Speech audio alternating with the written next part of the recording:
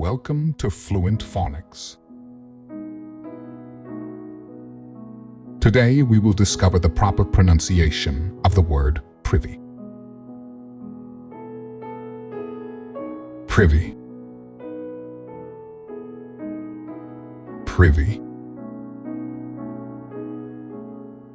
Privy.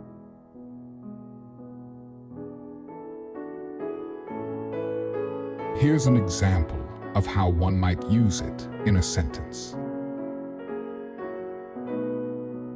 He was not privy to the details of the secret meeting.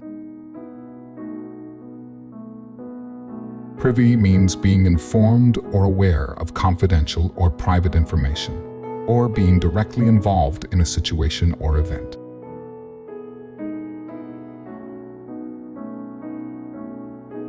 Thank you for your time. If you enjoyed this, please like and subscribe for further content.